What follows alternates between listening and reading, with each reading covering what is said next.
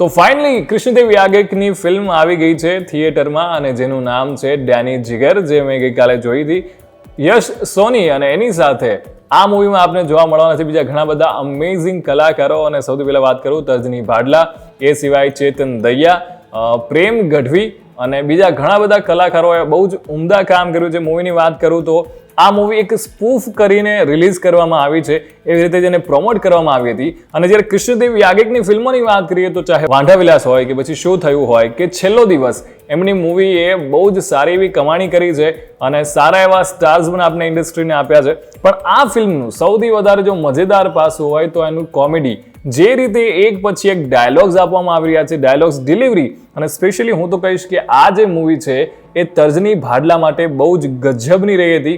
એક young star તરીકે ફરીવાર પોતાનું જે એક્ટિંગ પાવર છે એમણે હમણાં દેખાડ્યો છે. અને હું તો કહું છું કે આવા રોલ કરવા માટે ગટ્સ જોઈએ, જે એમણે ડેફિનેટલી આ મૂવીમાં દેખાડ્યા છે.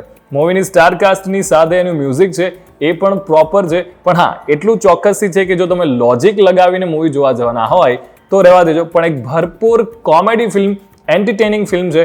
અને હા, એની સાથે નવા પ્રયોગો પણ કર્યા છે કેડીએ આ મૂવીમાં. હવે એ શું છે એ તો જ્યારે તમે થિયેટરમાં જોવા જશો ત્યારે જ તમને ખબર પડશે. બાકી મળતા રહીશું, જોતા રહો વાઇબ્સ ઓફ ઇન્ડિયા.